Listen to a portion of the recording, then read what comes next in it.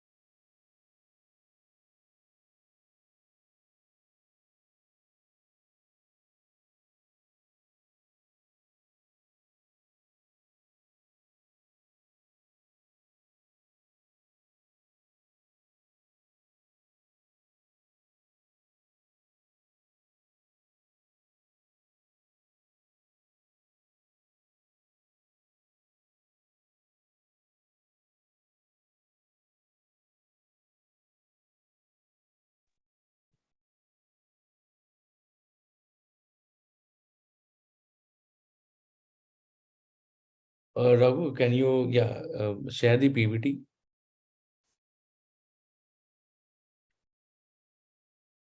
Yes, Vikas. Yeah. I think your notes is open, I guess. Yeah, I have opened my notepad. I'll start with it. Then I'll come with the PPT then. Okay, cool, awesome. So, welcome guys to this another episode of Masterclass that we usually do on weekends, but now we are trying to do more of these masterclasses so that we can generate even more awareness among our students, so that they can make their decisions in a very informed way. So, I would welcome everyone who has joined this masterclass either over Zoom or over YouTube and let's say LinkedIn. So welcome everyone in this great evening on Wednesday. So today's masterclass is all about understanding system design principles at Uber, and we have a really a great guest here, who is Raghu Anand, and he is also the principal technical instructor at AlmaBetter as well. So he has been teaching a lot of cohorts of web development since he has joined us. So I would like to welcome Raghu for taking this session. So just to tell you guys about Raghu, that he comes with a lot of experience, and he has been a lot great instructor for past few years, and he has been teaching people fundamentals of software engineering and the concepts in web development. So I would again welcome Raghu to this exciting session. So, Raghu, please go ahead. Yeah, introduce yourself, and we can sort of get started. All right. Yeah, hi. Yes, thank you so much for that wonderful introduction, Vikas. So, hey, hi everyone. My name is Raghu Anand, and currently I'm working as a principal technical instructor with AlmaBetter. I do have around 12 plus years of experience, handled a lot of different technologies, probably 30 plus different technologies, trained maybe more than 6,000 plus candidates on various different domains. And today we're gonna get started with how the Uber has used system design, to scale to make the application available. We're gonna look into each and everything about how exactly Uber has utilized the best practices of system design, and how they are able to cater to the needs of each and every riders as well as the drivers that they service. So right then, once again, thanks for the opportunity, Vikas. Right. So let's get started, guys. Um, I hope everyone can see my screen. My voice, my video screen, is everything fine? Shall we get started?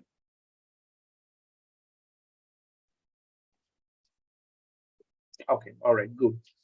So, team, even before we start with, how exactly Uber has, utilized the system design principles, I wanted to make sure that you have a very basic understanding of what exactly system design is all about. So I'm going to start with what system design is. Okay, we're going to go ahead. We're going to look into what exactly system design is. And slowly, we're going to go ahead, learn some of the most important concepts in system designs, such as, you have something called as load balancing. And then, you have something called as cap theorem, which is, by the way, it's very simple. I don't know why they have, named it, clubbed three different concepts together. And after that, we're going to also discuss about something called as availability, which is again one of the most important concept in system design. And after availability, we're also going to look at the scalability feature that is very important. And finally, we can get into the other stuff like you have DNS, you have how you if there are more files involved, how do you share them? Like a lot of different features are there. I'm going to stop it here, etc. So now, what exactly system design is? So can you guys quickly go ahead, and put what your thoughts, like whatever you know about system design, in the chat, please. Like whatever you know. When I ask the question like, hey, what's system design? Whatever comes to your mind, go ahead and type it out.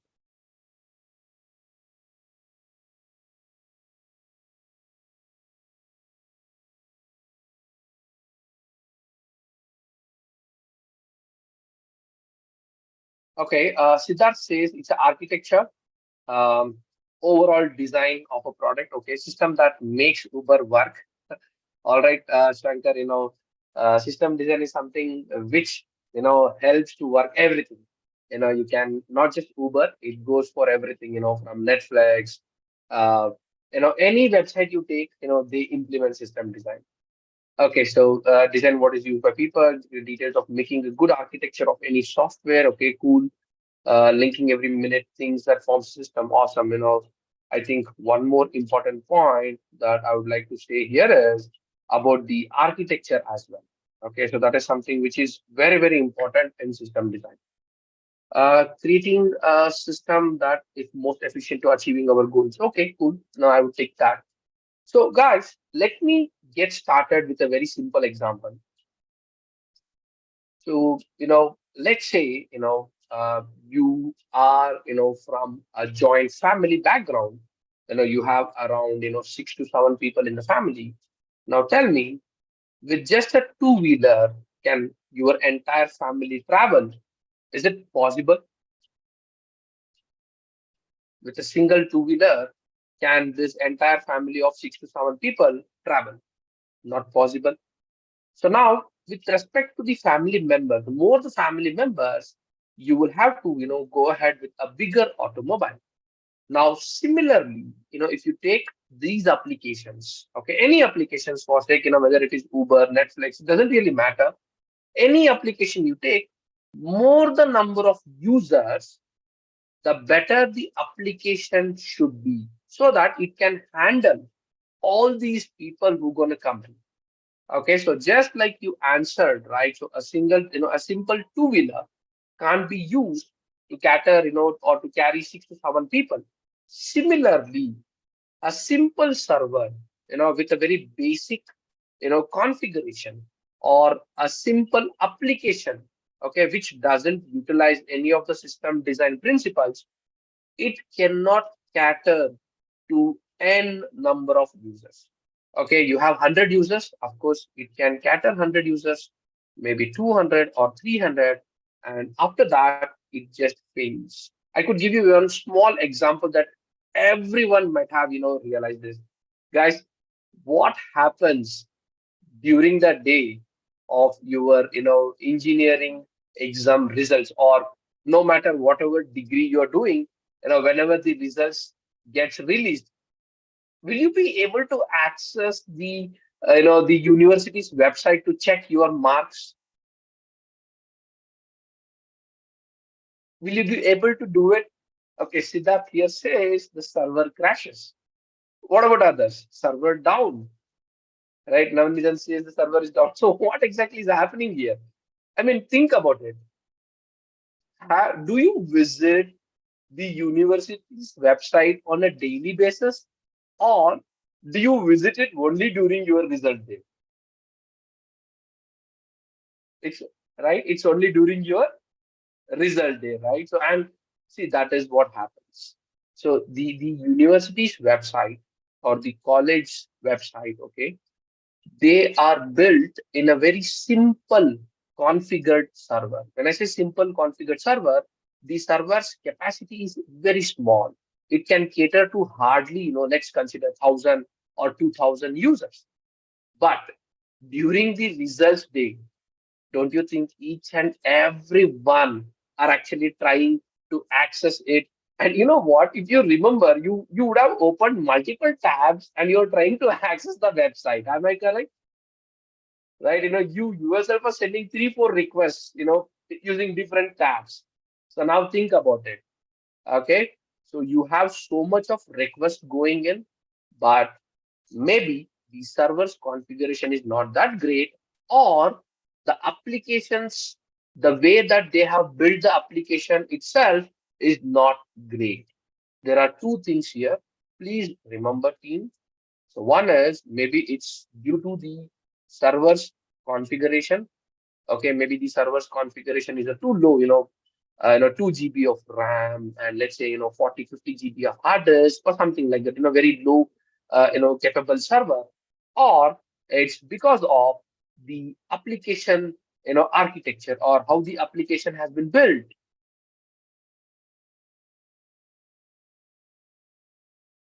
Okay, so no, if they haven't used, these upcoming features, like if the architecture is not great, okay, then that means the application wise it's not good. When it comes to load balancing, we are in fact talking about, how the servers is going to be configured. Okay, and when we talk about the cap theorem, now this is something which is related to both the application as well as the server. Okay, so we're going to discuss like how consistent is the server, okay, and how does the database reacts, okay, how we going to get divided, how much, how can we partition the database so that, it can cater to many users, right? And when it comes to availability, again, it has both its thing. Okay, so you can discuss on the server as well as the application as well. So please give me a quick S if you have understood that, the scalable is all about only in two ways. One is maybe the hardware, that is the server, and the other thing is the software, which is the application. Is these 2 points clear, guys? Can I step into the next one? All right, thanks for the confirmation. So now, let's go ahead, let's dig deep. Hey Raghu, how can we improve the hardware? Like, how can I design my hardware in such a way that I can have n number of users visiting my website or visiting my application, and still I can cater to their needs. So team, when it comes to hardware, okay, or when it comes to server configuration, there are like, different, it's not much that you can do because it's the hardware, right? I mean, you can't, it's always about the RAM. It's always going to be the hard disk. It always going to be some kind of an operating system that you need so that your application can execute. So there is nothing much you can do. So when it comes to server configuration, hardly you have two or three important things that you can work on. Let's say, for example, number one is I'm going to bring in a simple concept here called as scaling. Now, anybody who knows what scaling is, just go ahead, whatever you have in your mind, put it out there. Scaling. So when I say scaling, what comes to your mind? Okay, Siddharth here says, hey Raghu, it's increase the size, extending, increase more resources. Okay, very good. To extend, increase more resources. Absolutely true, Nitin and Tausaf. That's really amazing, guys. So, team, when it comes to scale is nothing but, you are trying to accommodate what the requirement is for. Let's say the requirement is, 100 users. And you're going to build your hardware in such a way that it can go ahead, it can accommodate 100 users. Let's say the users are 20. Then, of course, you're going to go ahead, you're going to scale down the system, and you're going to make sure that it can accommodate just 20 users and not more than that. Okay, so that's how it works. And when we're talking about scaling, there are two types of scaling that is involved in the hardware. One is horizontal scaling, and the other is vertical scaling. Okay, horizontal scaling and then vertical scaling. So let me, see how many know this answer. So vertical scaling, is it within or is it outside? I'm talking about the vertical scaling. Is it within or is it outside? Very good. The vertical scaling is in fact within. Okay, so hey Raghu, what is this within? Guys, it's just to increase the hardware capability of your system. Okay, so you have 2 GB of RAM. Now you're gonna go ahead, you're gonna add more GBs into it. But team, before I say, you may have a question. Hey Raghu, why do we need two types of scaling? I mean, we already have the vertical scaling, and every day, people are coming up with new, RAM capacity. Before 10 years, it was like 2 GB. Now I have a RAM which can, which of size 64 GB. Why should I go with horizontal scaling, man? I can just go with vertical scaling. The reason for this is, guys, think and answer how many RAM slots are available in a single system. Do you have hundreds of slots or what? How many slots are there? How many RAM you can actually, fix in a system? Very good. Just two RAM. Okay. Of course, there will be four. But remember, Nitin, when you say four, it's two different types of RAMs. You can't use all the four at once. You can use only two at once. Okay. So there are only two different slots that can be used at a single time. So, no matter how many RAM, what is the highest even RAM capacity, you can just have only two RAMs, right? So you can't be settled with just vertical scaling. So that is the reason why there is a limit, all right? The hard disk capacity or, the RAM capacity, right? There is always a limit, and maybe, slowly they are pushing towards it, but it's going to take a lot of time. And that is the reason why we go with horizontal scaling. So horizontal scaling is nothing but, adding multiple servers together. Okay, you're gonna have multiple servers, each server having, so and so capacity. Let's say maybe 1,000 users. I'm gonna just take an example here. So one server's capacity is 1,000 users, the other server's capacity is 1,000 users, and so on. Okay, so that's how you can scale in terms of hardening, and this is how you design a system in terms of hardware. Please give a quick as if you have understood what we do with respect to the hardware or what we can do with respect to the hardware. Awesome. Now, let me jump into the next thing. That is, as I said, I'm going to talk about the application. That is nothing but the software. Now, guys, software is something that we build. Okay, we are the developers, right? So, how a developer works, we're going to get a lot of requirements from user, and we're going to go in and we're going to keep on building, the we're going to build, all the stuff, related to the application. So since, we are doing it, we always have that flexibility. Okay, since, when I say flexibility, I'm trying to say that we can accommodate the changes.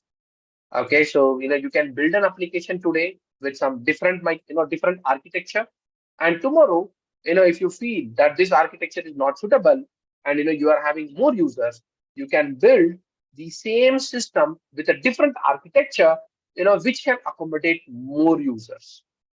Okay, so that is one flexibility I have. The second thing with the software is, guys, software can be divided. Okay, so we have a lot of new techniques, new concepts that are being introduced. For example, let me take cloud as it, or else, let me give you a simple example. Guys, have you used online IDEs? Online IDEs? Or let me put it this way. Have you used a calculator online? Very simple stuff. Have you used the calculator in Google Chrome, right? Or so think about it. So what I'm trying to say here is, you know, you can have a service, okay, accessed through the internet, okay, and this service is going to be a software. All right. So you don't need a calculator device with you. Okay, you don't need a calculator device anymore because you can access this calculator online itself. You have this calculator as a service. Okay, and this calculator, they would have built that in such a way that it is an application, or you can call it as a software. So when you access this calculator online as a service, okay, that means you're using it as software as a service. So this is what I said, new techniques, new concepts are there. Uh, Guys, can I continue? Is it clear, everyone? Right? So these are the techniques. So you can use the same technique in your application as well. Okay, let's say you have an application, and you have built an application in such a way that it's all tightly coupled, it's together. Maybe tomorrow you can go ahead and you can break it up. Okay, you can have, you can divide your application into different pieces together, and you can cater to different needs. Okay, I can give you one small example. Let's consider Paytm. Has everybody used Paytm website? Anyone here who hasn't used Paytm? Everybody has used that. Cool. Now, when Paytm started, they were just a mobile recharge company. Okay. But today, if you look at Paytm, they have different services, right? So you can use it to recharge your mobile. You can use it to send your money to someone else. You can even use it to do some shopping. Am I correct, guys? Can you see there are multiple services here? And remember, if at all, if the UPI, okay, if the Paytm's UPI is down, even at that time, you can still access the Paytm mall, or you can still access the Paytm's mobile recharge. Have you seen this?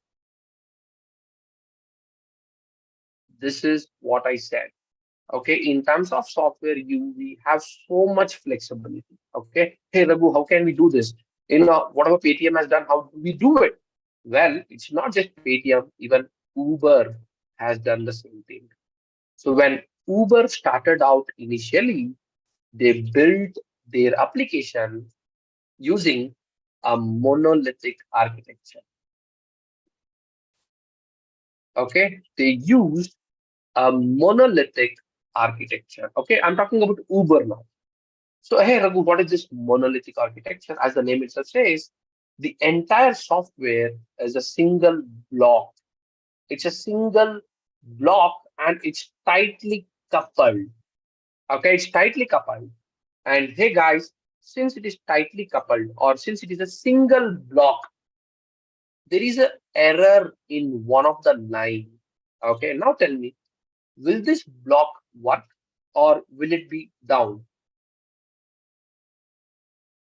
There is a no just a small line, there is a problem. Okay, in this entire big block. So will the entire block be down or is it just gonna be, hey Raghu, it's just a single line, it's just gonna execute? What do you feel? It's gonna go down. See, this is the disadvantage of monolithic. And this is exactly what happened with Uber.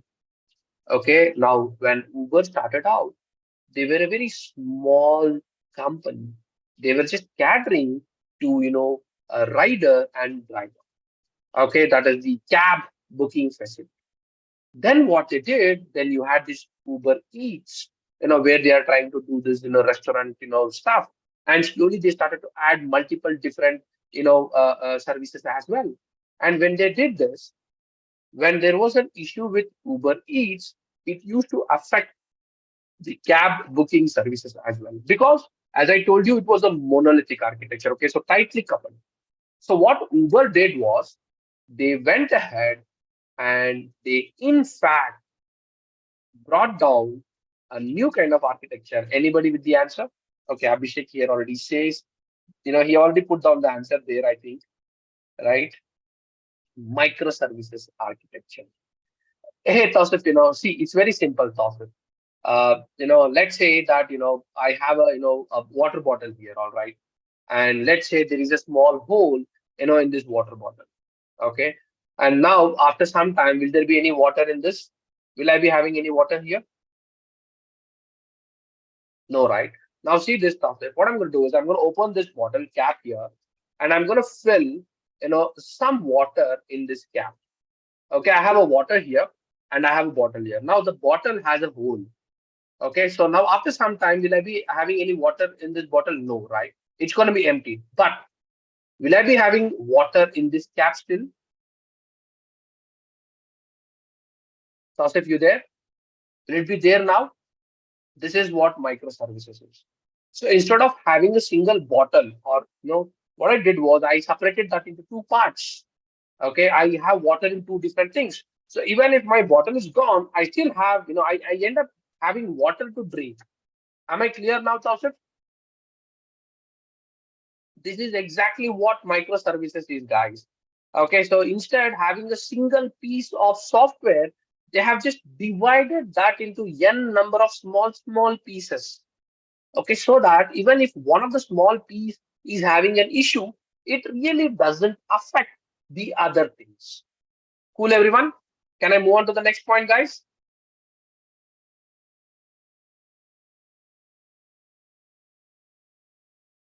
Okay, of course, yes, Abhishek. Abhishek is asking a very awesome question. He's saying, "Hey, Raghu, is every piece self-dependent?" Yes, Abhishek. Each and every piece will have its properties. Okay, and they're going to be independent to each other. Even if this is gone, I still end up having this. Cool, Abhishek. Awesome, great. So I think, I hope you got the idea now. When I'm going to move more into the software field, as I said, software gives a lot of flexibility. So of course, you're going to have more points there to discuss. So number one, architecture is done. Now, load balancing. Now, team, load balancing, is of course a hardware thing, but it is due to the software's flexibility. Okay, it's because of the software's flexibility that we have a concept called load balancing. Hey, Raghu, what? Simple. Let's say that, I told you, right, I have a software and I divide this particular software into, let's say, two parts, A and B. Software A is cab booking services provided by Uber, and software B or part B is Uber Eats. So right now, let's consider I took up my app and now, I'm trying to order some food. Okay, I'm trying to order some food. Now you tell me, will I be redirected to the cab booking software A, or will I be redirected to the food booking software B? Where will I be redirected?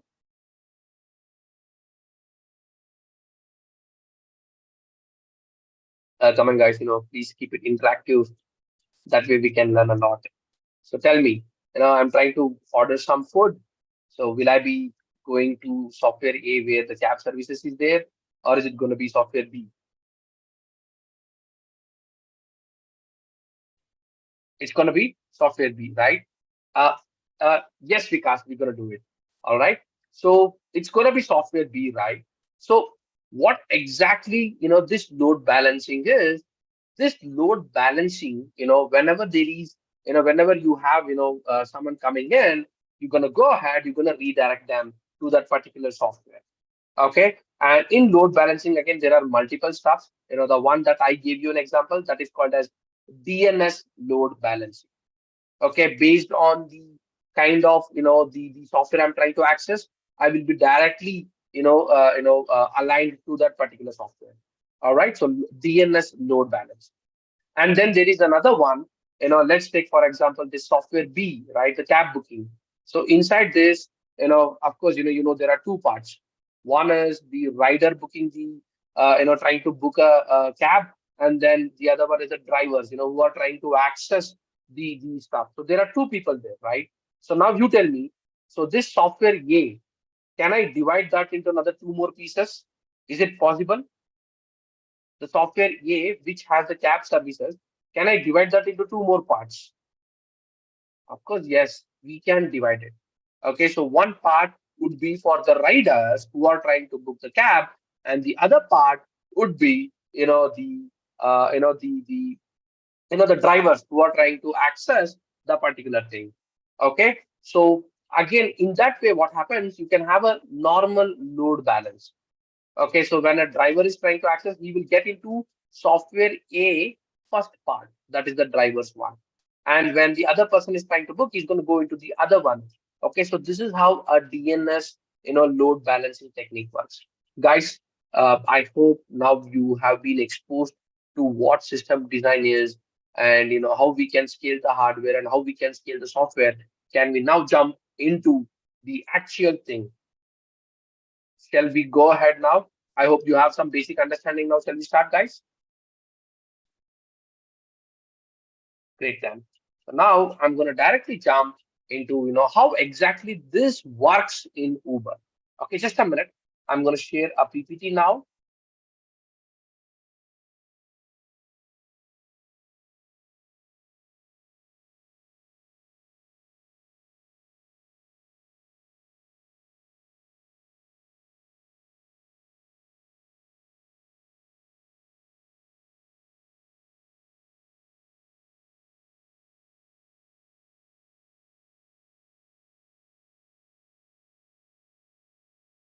Right.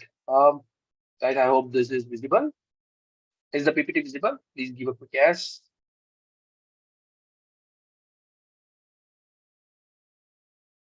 All right. Thank you so much.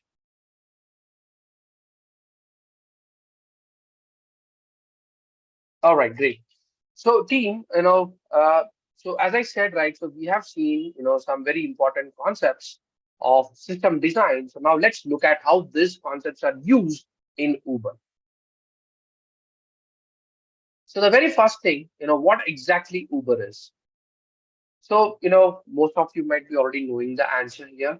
So Uber is actually, it's an app, right? It started out as a ride sharing, application where, people can go ahead, install it in the system, and they can try to book a cab, right? And this particular cab, okay, Uber is going to provide with, with the help of these drivers, and these people are going to come down. They're going to, take the customers in, and they're going to drop off to some, drop off point, right? So pick up and then drop off point. Now this services, okay, this cab services is what we call as the ride sharing services that is being provided by Uber. And the second thing is the food delivery.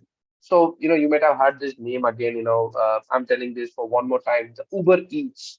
Okay, so this is something, this is the application, which is actually used, where you can go ahead, you can book some food, and, you're going to get those food delivered to your doorstep.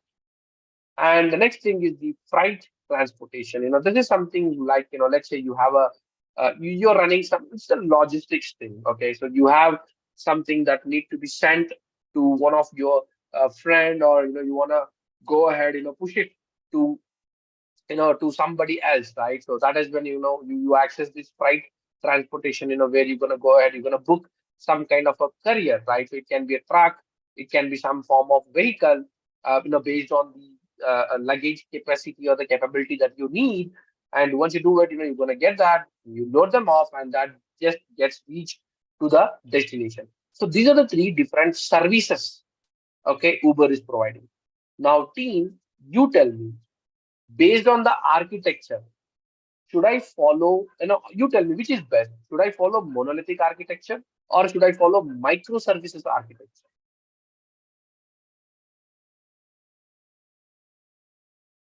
It is microservices architecture. The reason is, if the food delivery app is down, will it affect the ride sharing and the freight transportation services? Very good. Now consider this as a monolithic. If this was a monolithic, and if there is some issue with the food delivery app, do you think you can go ahead and book a cab? Absolutely no. All right.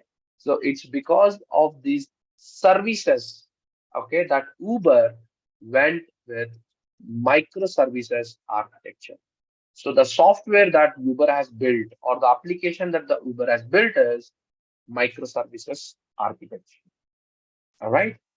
Now let me go to the next slide.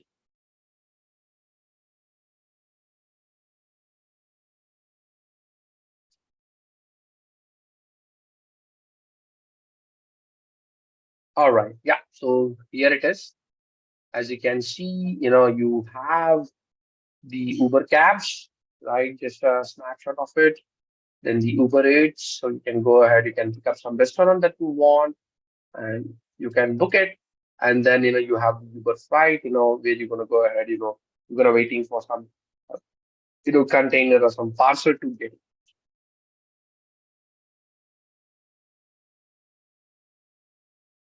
So the most important thing, right? So design principles for large scale systems. So these are some of the important, okay, concepts that are required so that your application can be, designed in such a way that it never breaks down. So the very first point here, it talks about scalability.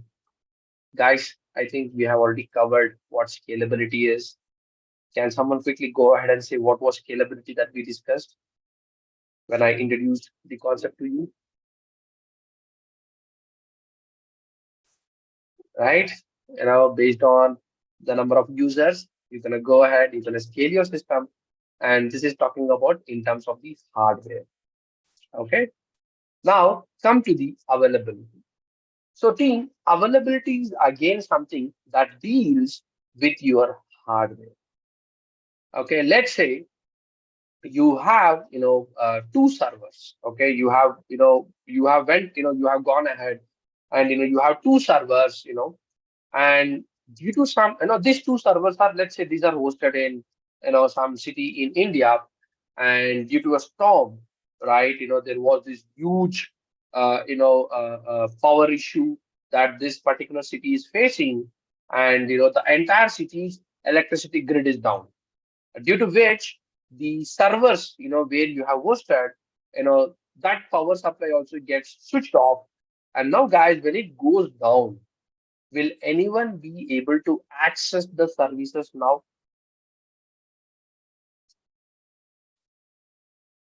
Now, put it in your shoes. I'm going to give you a very simple example, okay, to make you understand why availability is very important. Hey guys, you tell me frankly. Let's say you are trying to, search for something in the internet, okay, and you are trying to open it up in a website, and that website takes like 4 or 5 seconds to open up. Tell me honestly, do you wait for all the 4 or 5 seconds, or do you just jump to some other website? See. See, guys, you yourself, are telling me that you're gonna jump into some other website, right? I mean, we are impatient, right? We can't even wait for 4 5 seconds, and we just gonna go into look into some other websites.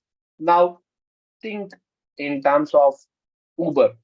If Uber is down, right, then don't you think the users will jump into some other, application? They're gonna go ahead, they're gonna use some other app, yes or no? I mean, because they're not gonna wait on the roads, right? Or they're not gonna wait, hungry, correct? They will surely jump. So, guys, this is why it is very important to, make sure the system is, available all the time. Okay, if not, they can lose a huge amount of users. Okay, so that is where the availability comes into the picture. All right, so to make sure that the system is always on. Okay, and even if something goes wrong with the system, as I said, this city power is down, two servers it's down, they will be having a backup server in a different region or in a different city to make sure that if at all something goes down in the main server, there are multiple other servers which will go ahead and keep working. And thereby the app is always on no matter what. Clear with the availability? Reliability. Hey guys, what is reliability? Let's see how many can answer this. Reliability. What does the term reliability means? Easy to use. Okay, cool. Anything else? Trustworthy. Reliable. Okay. All right. Convenience. Okay. Reliability means trust data everywhere. All right. Cool. So, in fact, of course, yes, never lets you down. So reliability is again, guys, this is again, in terms of your software or in terms of your hardware as well. Okay, so where the data, right, is always secured. Okay, you can go ahead, you can believe that okay, Uber doesn't misuse my data, right? You put your debit card details or your credit card details, and Uber will not misuse it. Okay, so that is the kind of reliability. And in terms of system design, okay, it's talking about how secure it is. Okay, and then you come to the extensibility, right? So as I told you, tomorrow if Uber launches, let's say for example, they launch some new service, something like a mobile recharge. Now if they do that, will it be a problem? Will they face any problem in launching that new service because they already have three other services? Very good, Tausif. Absolutely no, they're not going to face any issues, right? Why? Because of the microservices architecture. Just remember Paytm. Okay, Paytm has how many services? More than 10 services, right? So similarly, Uber can also go ahead, keep on extending the services without any issues. And they can extend in terms of the architecture, that's because of microservices. And they can also extend in terms of the hardware, that is because of the scaling. Okay, horizontal and vertical scaling, right? And then you have maintainability, right? So you know once you have all these beautiful concepts being implemented in your software, your software's quality just increases, and that becomes very easy to maintain. And a lot of new different concepts that helps us in managing the hardware as well.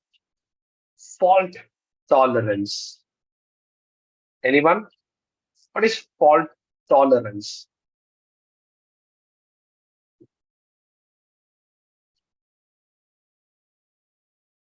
Very good. It is in fact attacks, or when someone come in. Very good. Yes. Okay. So a fraud, right, or something that just took place, without you might have never thought that this is going to happen, and it just happened. So how will you manage it, right? Or if somebody goes ahead, if someone is trying to commit some fraud, like how will you detect it? So all those things falls under the fault tolerance, right?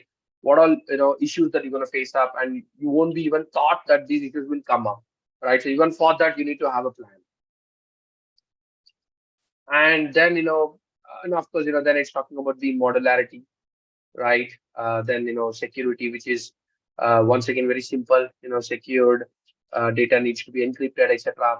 And it's also talking about the performance. So as I said, just like your university website goes down whenever the results is announced, it should not happen in this case. Okay, so that is what it is talking about. And testability is also, the systems, system is really highly tested, and it becomes very easy to use. Okay, so these are some of the very important design principles.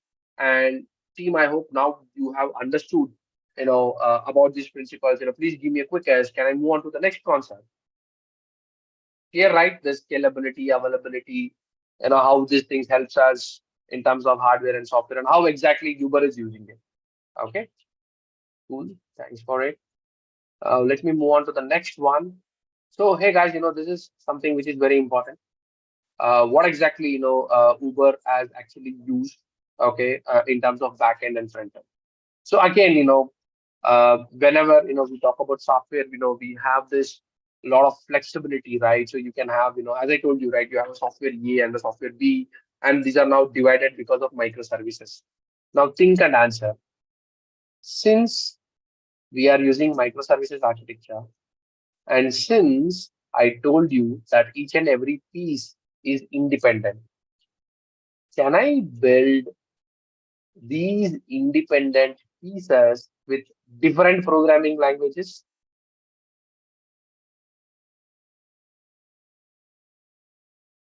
If it was a monolithic, okay, everything together, can I have Python, Java, JavaScript, everything in a single? See, this is the flexibility. Hey, Raghu, why do we need to use multiple languages? Why Uber is doing it? Very simple. When it comes to security, right? When it comes to security, the industry veterans, right? So they believe, okay, so I'm not talking about myself, I'm talking about the industry veterans. Now, these guys believe that when it comes to security, we need to go with Java language, okay? And when it comes to scalability, okay, the industry veterans feel that we need to go with Python, all right? And when you're talking about this desktop applications, okay, so of course, you might have downloaded a lot of different desktop applications. You might have installed them in your system. For example, your IDE or Excel, like whatever it is. You download a software, you install them. Whenever it comes to desktop applications, the industry veterans say, hey, we need to go with .NET. And when it comes, APIs, okay, creation of APIs. Okay, you are trying to, extract the data from the databases and make them available, okay, through APIs. Okay, so industry veterans are saying that Node.js is an awesome stuff which can be used to build, this particular backend. Guys, are you following me? Why we can why we in fact need multiple languages to be used to build a single system? Getting the point? So security purposes, the other stuff, right? So because of all these things, and since you are using microservices architecture, you can use different backend services. So that is what you can see here. So with Uber, right, they're using multiple. Okay, they are not sticking with one.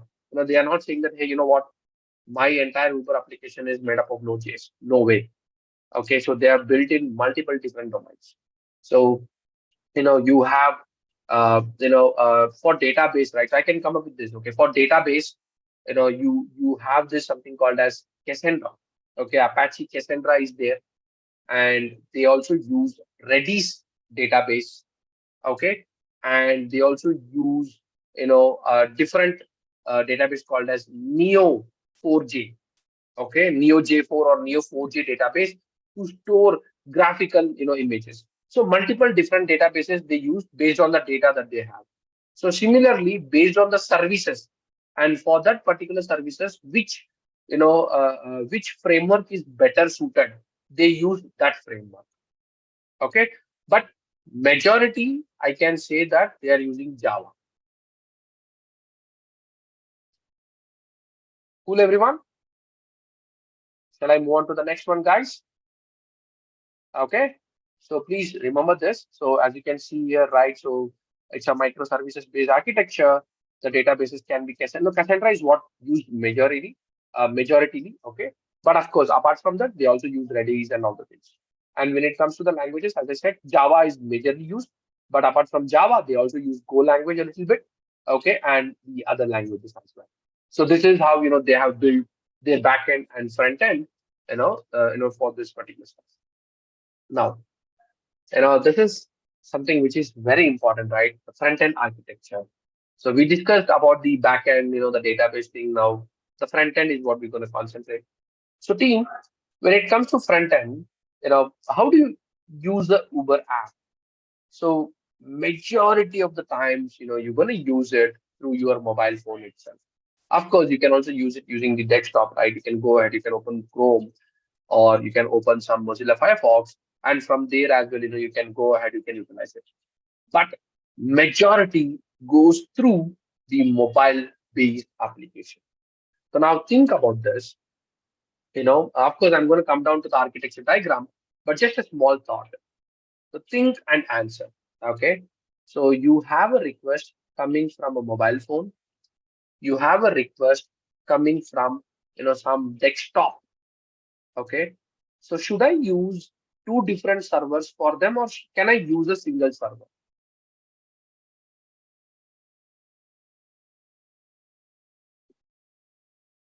Very good.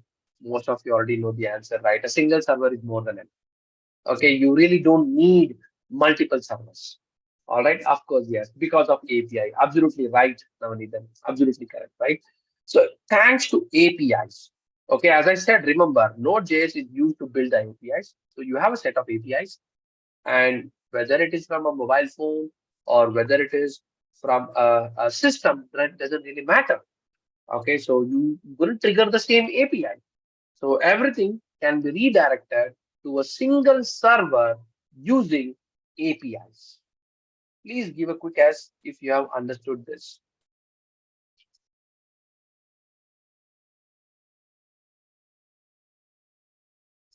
Great then. So, right, of course, now what Uber has done, okay, how they are building. See, they have used majorly React JS. Okay, so they have used React JS, and they have also used another extension of React, which is React Native, to build the web application. Sorry, to build the mobile-based applications. Okay, so when you wanna, when you go ahead, when you install some app in your mobile phones, these applications, these Uber-based mobile applications are built using React Native. And when I talk about the web, from my laptop, I'm going to open a Chrome or some Mozilla Firefox, and when I try to access it, so that will be based on a React JS. Very good method. Okay, it's going to be based on a React JS stuff.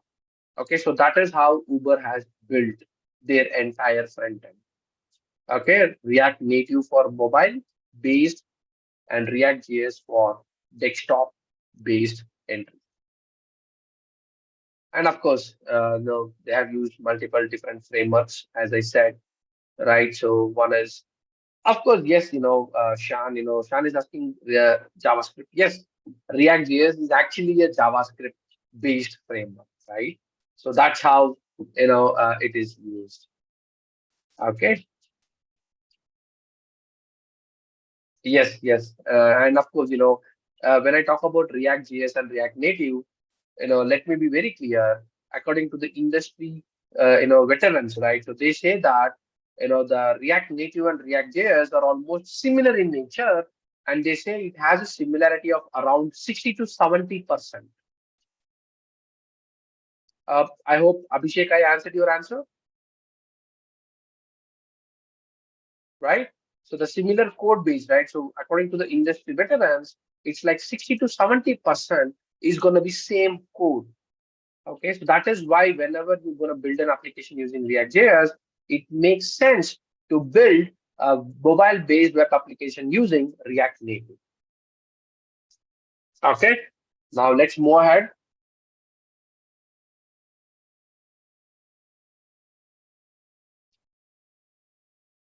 Now comes how exactly Uber utilizes all these things. So, okay, Nitin is asking, hey, I have a doubt if a driver is taking another far route, not the short route that Uber suggested, how price affects for the user and driver commission? That's a very good question, Nitin. But I would humbly request you to please wait because we still haven't reached that part. So once when I reach that particular algorithm, I'm going to go ahead and explain that out. So, right. Yeah. All right. So, guys, how exactly this the Uber, right, so manages the data, how they actually store the data. So basically what they do is they are using this uh, again for this I believe you need to understand the architecture. Let me bring the architecture diagram just a minute. I think that yeah, this is the architecture diagram that I want to explain. Guys, is this visible, the architecture diagram?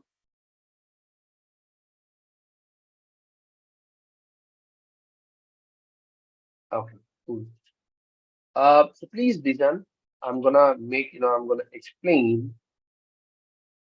Okay, you want to make this a bigger? Okay, I can do that.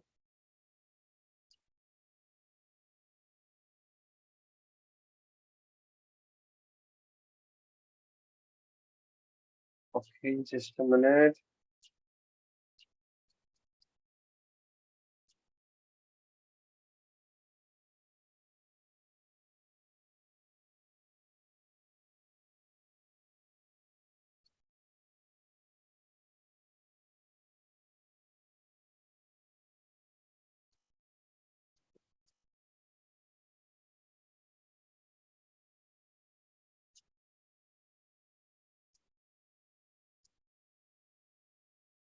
I hope now it is expanded.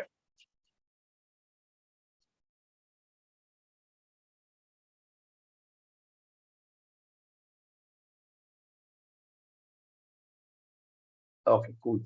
So, team, this is something which is very important. This actually explains you the entire thing on how exactly Uber works. So please concentrate.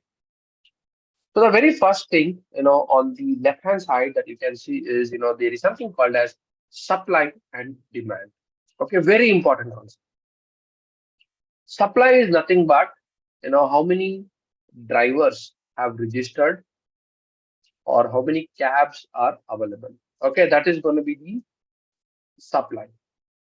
And demand is how many people are willing to utilize the cab services.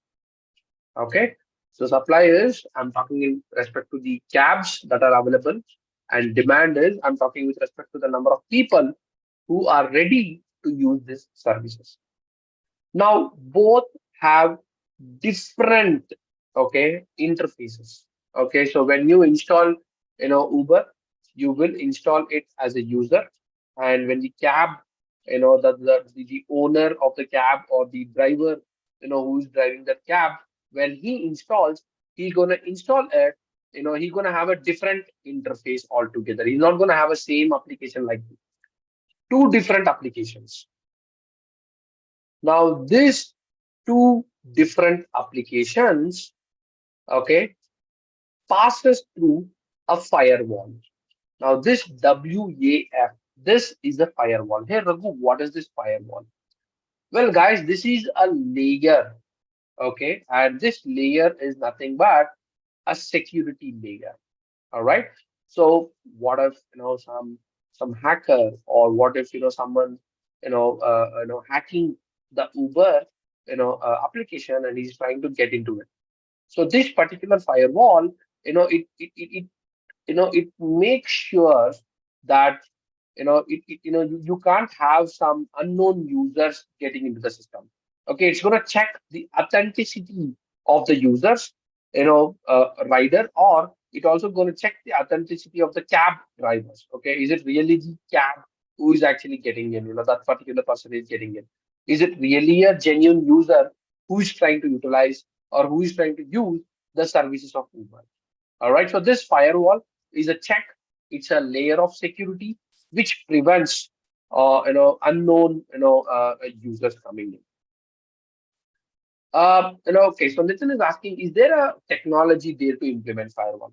So Nitin, firewall is actually a service.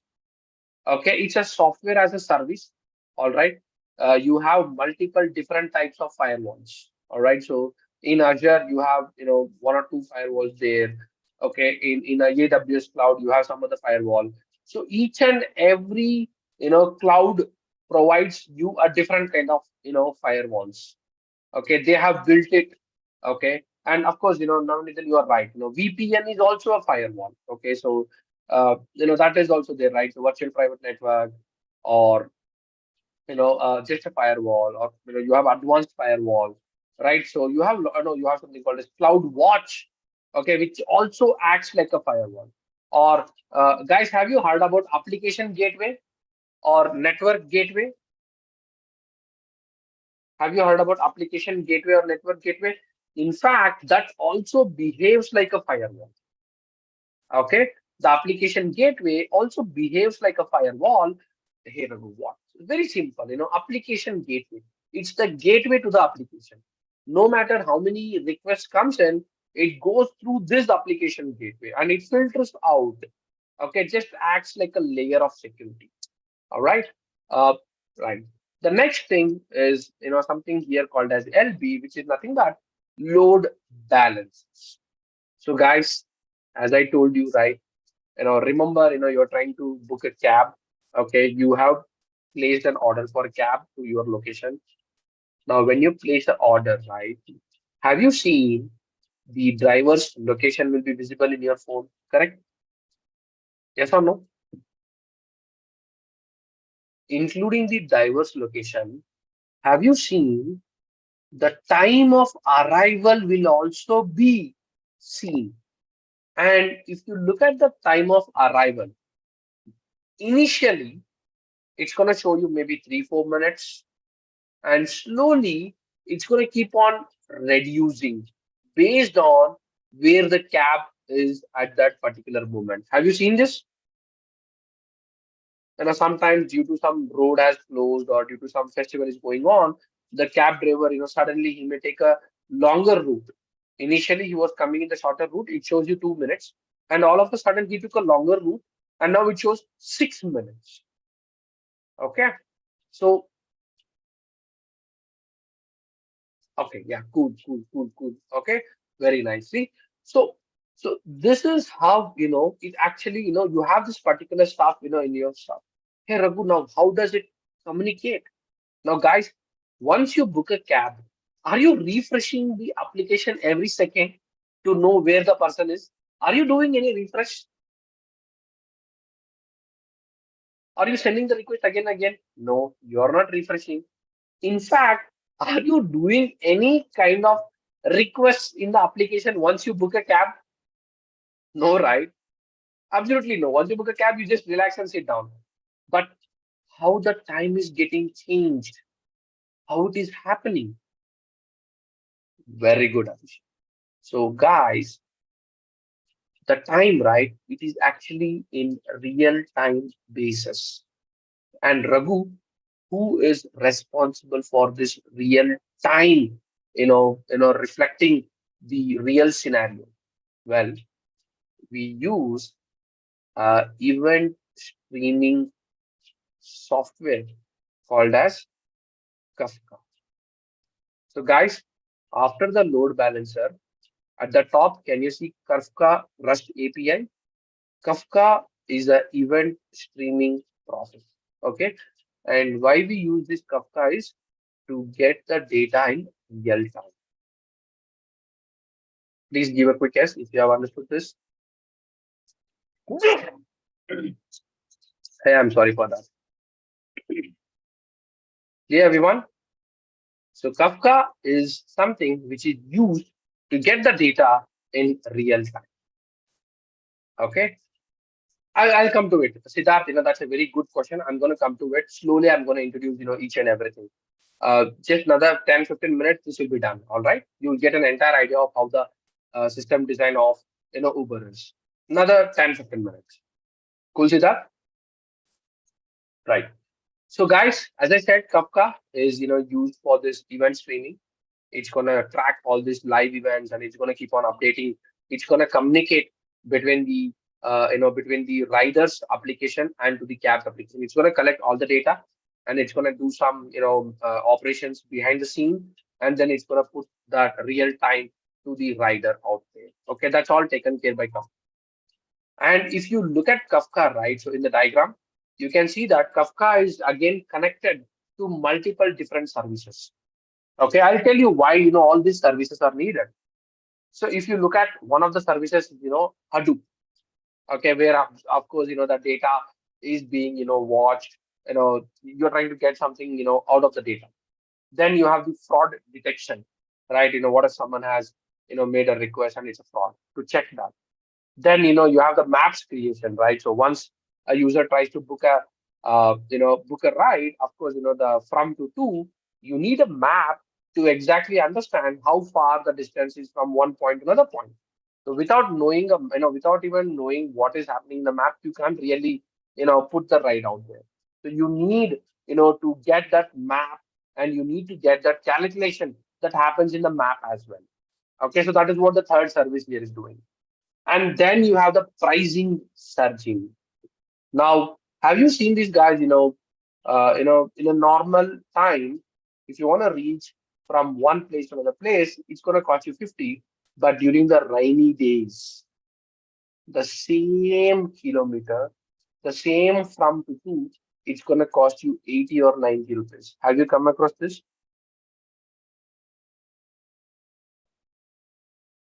So from one place to another place, so from place A to place B, you have booked a cab, it's costing you 50 rupees.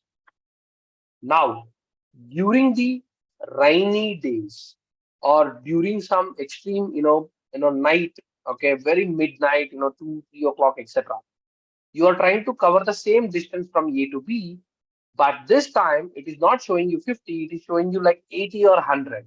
Have you seen this? Have you come across this scenario? This is exactly what the pricing surge is. So what this pricing surge does is very simple concept. Okay, you have just a single cab, but you have multiple people trying to book the service. So, to get the better out of it, you're gonna increase the cost. Thinking that okay, someone will drop off because you don't have the cab to, service them. So this is how the pricing, the pricing surge happens. Okay, if the demand is more, then they're gonna go ahead and they're gonna, charge based on the demand. That is what happens in the fourth box. Then you have the Spark and Storm again, once again, whatever, data you have, it's going to process it, right? So many data is there, right? Because the cab, moves, even if they move even 100 feet, you need to reduce the time, you need to reduce the distance. So a lot of data you need to reduce in the rider's phone. So for this, you need this data processing. Okay, so you're gonna go ahead, you're gonna check the live data, you're gonna say, okay, the cab has moved half a kilometer. So this means initially he was 1 kilometer away, so I showed 3 minutes. Now he is half a kilometer. I need to now show 1.5 minutes.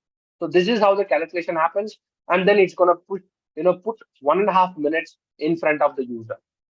Okay, and of course, finally the analytics, which is used to, that is used for the companies, future stuff, thinking and all that. For example, I can give you one example here as well. So let's say, guys, let's take, your own college. Now, team, when you are in your college, right, if you want to come out of your college, can you come out of your college from all the directions? No, right? There's going to be a gate in a particular direction. Correct, team? I mean, you can't just come out of your college in all the directions. There is an entry and there is an exit. Only through that you can actually come in and you can go out. So what happens here is, now you are from your college and you're trying to book a cab. So you come out of the college to that entry point or that exit point, and then you try to book a cab. And now the cab comes, it takes you away. Now this data is saved in the Uber's backend. And the next time you are inside the college and from within the college, you are trying to book a service. And at that time, you will realize that the pin will show outside the college and not inside the college. Have you seen this, guys? Not just college. Think about anything. Maybe from your company, you're going out, whatever the location is, right? It won't exactly, it's going to show you at that entry and exit place only. It's not going to show you in some other directions. Now, how do they know this? That okay, this is where the entry is, this is where the exit is. Well, they are capturing the previous data and they are learning from it. uh, Guys, is it clear, everyone? Can I move on to the next concept now?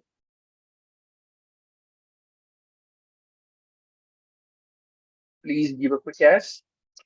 Okay. Okay, so that is how they learn, and for that they need all this processing stuff like that. Then the second thing that you have is HTTP REST. This is just a normal request. Okay, so once you go ahead, you make a request, it's just gonna give you some response, throw you some response, and after that, there is no continuity in it. Okay, until and unless you make a request, nothing will happen. And finally, you have the web sockets. Anybody here who knows what a web socket is or why do we need a web socket? Anyone? What it does actually? Okay, very good for real-time communication. Anyone else? We can't do it officially. All right. That's absolutely correct, Abhishek. You said it in very simple terms. So, guys, as I said, the HTTP REST, right? So, it won't provide you any response until and unless you make a request, right? But you can't keep on making the request again and again. The more number of requests you make, the less user friendly it is. Okay, think about it. Do you prefer traveling from here, you know, to maybe 1 kilometer away and purchase the things, or do you like it to come to your home without going anywhere? You want everything to your home, right? The second option, correct? See, we have become so, we need that, friendliness. We need that, user friendly stuff. So you making requests again and again, it really doesn't make it user friendly. It goes against it. Arey yaar, what is this? I need to do everything. So that is the reason why what they have done is they have utilized this WebSocket. Okay, and what this does is it is going to take a request from a user once, and then this is going to trigger a lot of different things. It's going to gather data from a lot of stuff, and it's going to come out with the exact answer. The team, as you can see here, right? So you have this, the disco, right? So this is nothing but the dispatch, mechanism, right? So where exactly, you're trying to, go ahead. And here you can see region one, region two, region three. So, very simple, guys. Have you drawn graph on a graph sheet? Have you used the graph sheet, anyone? The graph sheets, which has box in it. Have you seen it? Maybe during your practical days, you might have seen it, right? And do you remember the scale that you used to do in the graph? You used to make a scale. 1 centimeter is equal to 10 meters, or 2 centimeters is equal to 100 meters, etc. Have you seen those things, guys? I hope you remember them. That is exactly the same concept that Uber uses. See, what Uber does is you take a graph sheet, okay, and instead of x-axis and y-axis, you just consider, or you think, or you visualize. The correct word is visualize. You visualize that your city is drawn on that particular graph. Now if you draw your city, okay, for example, um, this city will occupy those small boxes, correct? Yes or no? And let's consider, your city, your entire city occupies maybe 100 boxes. Okay. Now These 100 boxes, okay, is what the regions are. So from one, of course, I'm talking in terms of a city, but you need to, put it a little bit more bigger. Okay. And when it comes to a city, it's not going to be 100. It's going to be hardly like, 20, 30 boxes, or maybe, 40 to 50, depends on the city size. So, but, again, think, just visualize. So you take the graph sheet, you draw your city, and now this city occupies, like, let's say 100 boxes. And this each box is what a region indicates. Okay. And let's say I'm standing on the 55th box. Okay. I'm standing on the 55th box and I'm trying to book a cab. Now, to the box 55, the nearest is 54 and 56. Am I correct?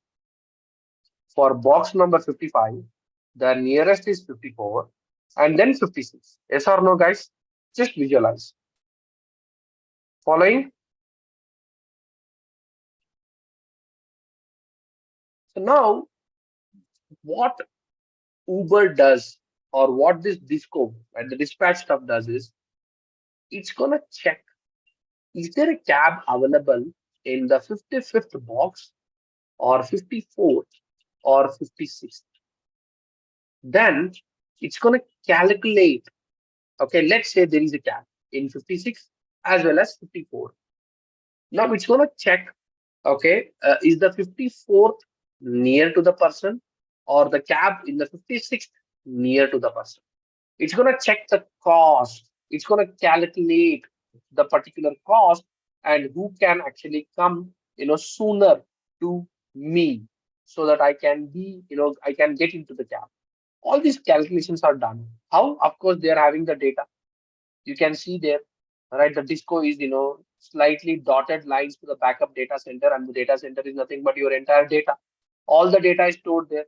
So they know how to calculate it. And every cab, no matter how many cabs are there, all the cabs data is captured. So they exactly know which cab is available in 54 and which cab is available in 56. Okay, although they know, and they calculate it. And of course, in the same time, there is a cab.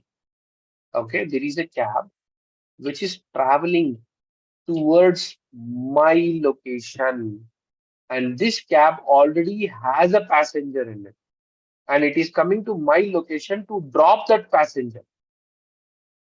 Now, team, out of these three cabs, which cab's cost will be less to reach me? A cab coming to 55 to drop in the same location that I'm trying to get.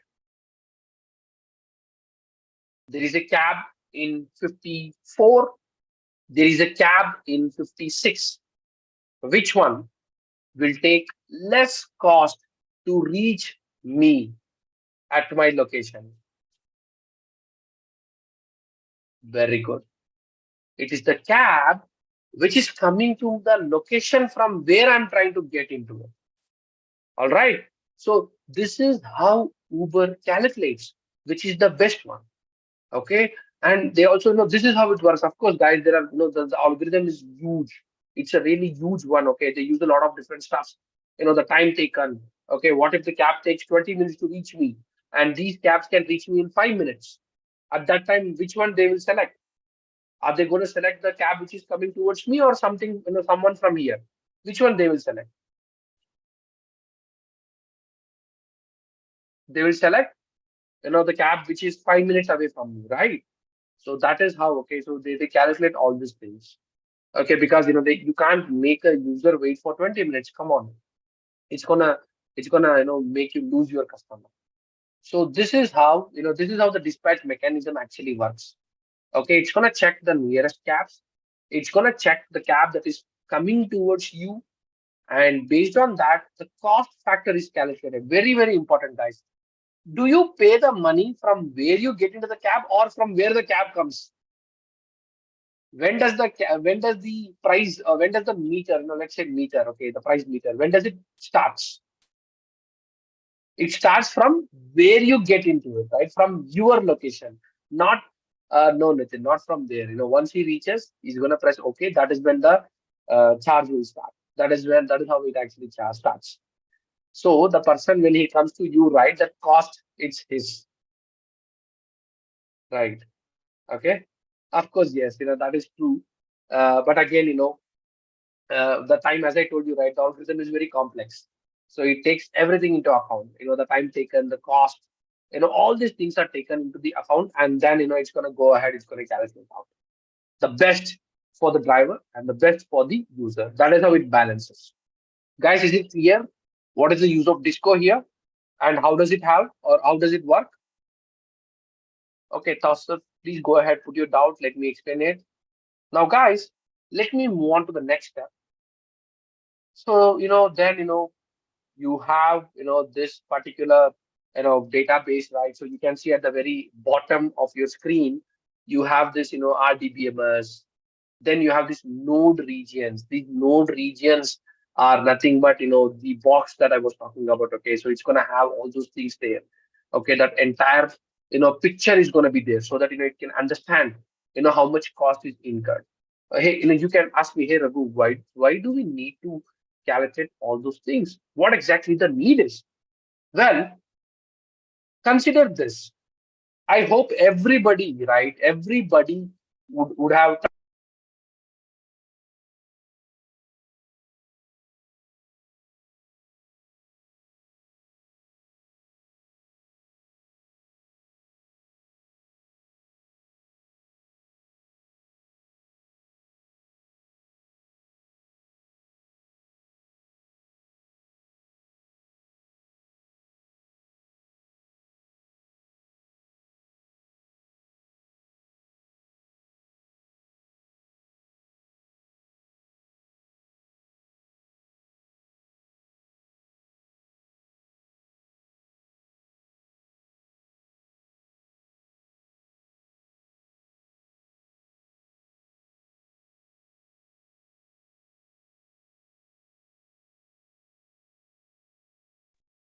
Yeah. Am I audible?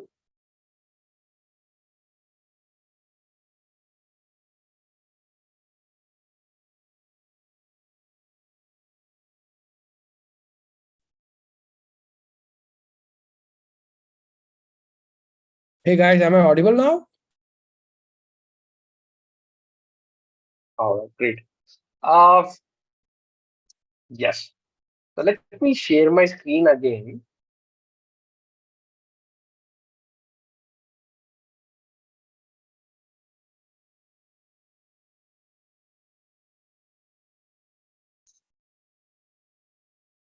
Guys, is my screen visible now? Can you see them? And I hope my voice is also clear to you now. All right, great. I'm extremely sorry. There was a power cut, so I'm going to keep my camera off. Will that be fine with everyone? All right, great. So I'm going to start with the, from where we left. Okay, just a minute. I'm just opening the right. So this is done. And right, cool. So let's get started now. So, as I was discussing, right, I was talking about this node region at the very bottom, where you have this entire nodes being placed there, the entire map, the data will be saved there. I'll tell you why. Remember this, guys. Most of you might have used, your two-wheelers, or, you might have someone from your family, using a car or something like that. Now, have you heard them saying that they get more mileage when they are traveling in a highway, and when they are traveling within the city, their mileage gets reduced? Have you seen this? Regarding the mileage, when it is in a smooth, no, in a highway, you get more mileage. And when you're within the city, the mileage is very less. So guys, this is exactly what Uber calculates. Okay, when I said, the cab is in, region 1, and you have another cab in region 2. Now it's going to go ahead, it's going to calculate how the, how the road is about. Okay. So how much cost it's going to spend. Okay. Because, remember, if it is a straight, you have a very, straight road. Okay. The cost involved will be less. But if you have so many turns, don't you think, the person will have to step on his brake, again accelerate, step on his brake, to turn. So now in these two scenarios, don't you think the scenario one where there is a straight road, the cost incurred will be less? Yes or no, team? And to do that, Uber will have to know the region. Okay. Now, initially, what Uber were doing was they were actually, in fact, utilizing, their own, systems. They were building their own systems, for all these things. But we really don't know what happened. They have changed that particular thing. Now, all they do is they use the Google Maps API, okay, to calculate the distance, to calculate how far the user, the cab comes. So whatever map you see, whatever the time taken, everything for all those things, they use the Google Maps API. Okay. And now all this data, okay, so you get a lot of data, right? The driver, picks up at a particular location, your office is the same location, right? And then, you might have this, particular, place where, you have a lot of people moving. And and when you have so many people moving at a particular location, right, Uber understands that, okay, this particular place needs more cabs. So what it does is it will make sure that, more cabs gets registered into that particular location. And how does Uber knows? Well, of course, Uber reads the data it has. And how does it do it? Well, team, at the very bottom you can see there is again a Kafka services. This Kafka services takes data from everywhere, and it's going to put into something called as ELK stack. ELK stack stands for Elastic Loctash Cabana. Okay, now let me put it in a very simple thing. This is just a dashboard. Okay, I don't want to get into deep. Just remember, ELK is just a dashboard. And what it does is it it reads the data and it presents the data in a visual manner. Clear, everyone? Pie chart, bar chart, right? So all those things, you represent numbers, right? You go ahead, you put it, this x-axis, y, that is also graph. You have some data and you present them. Team, I hope you are getting it. So similarly, whatever data has been collected, that will be mapped into a visual form using the ELK stack. Please give a quick S if you have understood this point.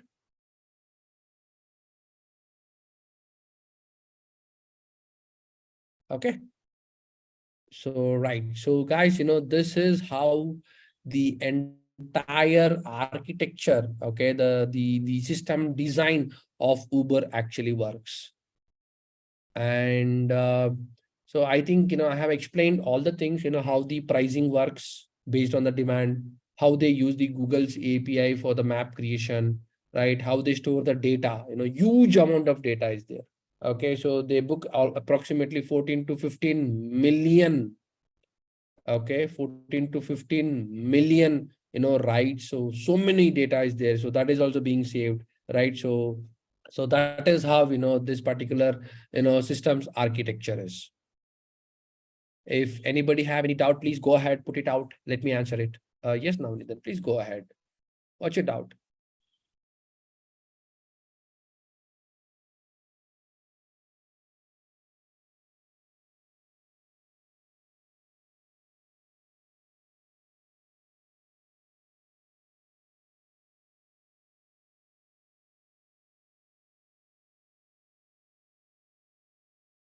Okay, I don't get any doubt. So guys, can I move on?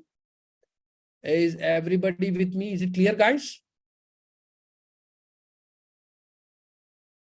Okay, awesome.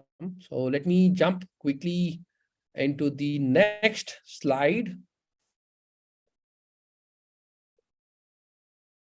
Right. So analytics, this talks about, the real-time analytics that I said, you know, how the data can be read, right? So you keep on booking the services from a same location, and Uber makes sure that there is a cab available to you. How do they know it? Well, they're gonna keep on monitoring it. Okay, they're gonna keep on checking it, and so yeah, this is something related to monitoring stuff. Okay, so what I said, that dashboard, right? So you can see here, you monitor, you using the dashboard, you pick up all the logs. Okay, the real-time analytics, because remember, guys, you have a map in front of you, and that map gets refreshed again and again. Okay, you're gonna get that particular driver being coming in every now and then. Okay, so that's how the real-time analytics works. Okay, so this is something, these are something, which I have already explained. And yeah, I think, guys, this is all about, how the system design is being used in Uber.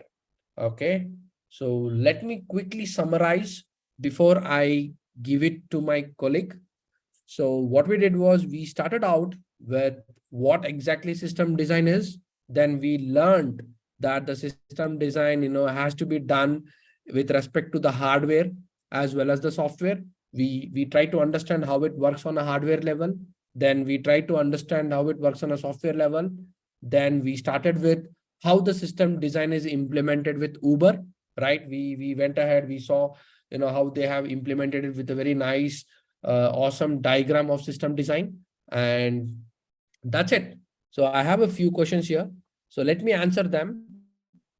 If Uber showing details of driver and the one service is not working in that point, how does it work? When you say one services, are you talking about the internet services?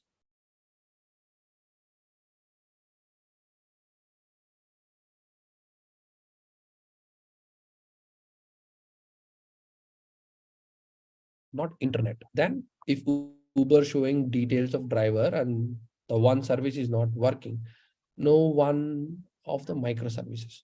That really doesn't matter, Abhishek, because remember, if one of the microservices is not working, you always have a backup for it. Okay, as I told you, you remember the availability and the reliability, right? So if one particular server is down, you always have a backup for that service or for that server. So it really doesn't happen. Okay, 99.99% of the time, you're gonna always have the server up and running. I'm going to take a doubt from Nathan. So if a driver is taking another far route, not the short route that Uber suggested, how the price affects for the user and the driver commission. Now, if the user doesn't take the route suggested by Uber, okay, and if he takes a longer route, then the driver will still be getting the same driver commission that the shorter route will have, until and unless the shorter route is closed due to some reasons. Clear, Nitin? He will still get the same price. Yes. All right. I think I have taken up all the doubts. Now I would like my colleague Vikas to take over from here. Thank you, Vikas. Thank you so much, Raghu. So, guys, I hope you were able to sort of comprehend how system design essentially works at Uber, and I hope you guys were able to understand the fundamentals behind it. So, thank you so much, Raghu. So, guys, we'll do one thing. So, we'll have a short quiz, and this is going to be really fun and interesting. So, I'll share my screen, and I'll tell you as in what to follow. Just give me a second. I'm just sharing it.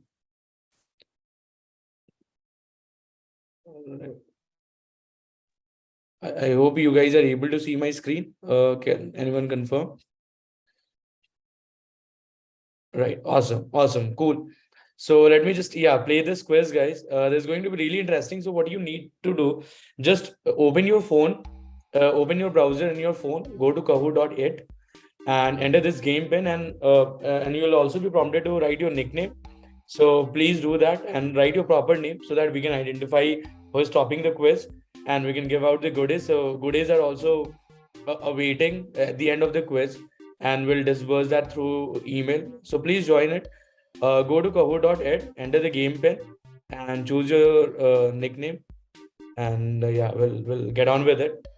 Meanwhile, yeah, please fill out the feedback form before I go ahead and play this quiz.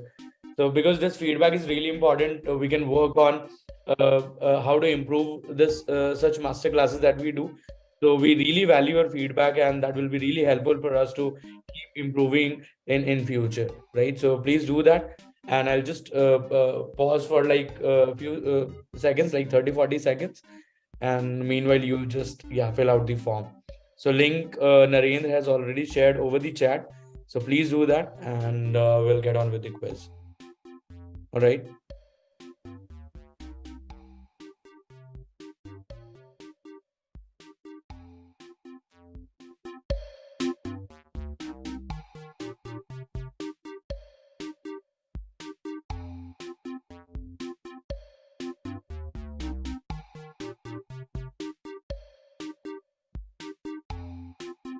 All right, I'll just go to full screen mode, and please fill out the feedback form if you haven't yet, and I'll just wait for a few more seconds before we go ahead and play this quiz.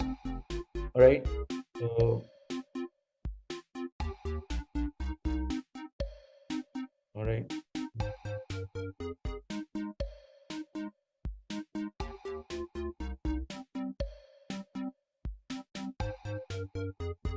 All right, guys.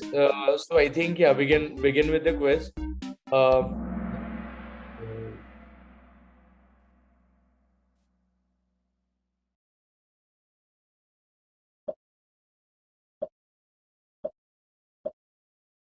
So the first question. So what programming language is used for developing Uber's backend, right? So Raghu has already talked about this in the masterclass.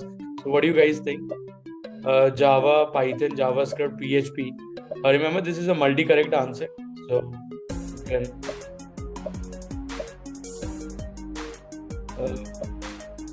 All right. So 10 more seconds to go, guys. Yeah, please.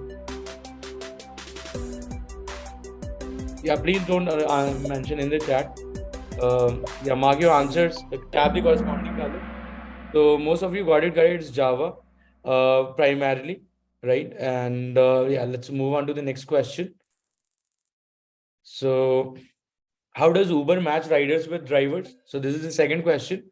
So the options are, and these are randomized. So if you think all the answers are correct, tap the correct color, which is red. So the first option is by considering the driver's proximity to the rider, by taking into account the driver's rating, by using a distance-based algorithm.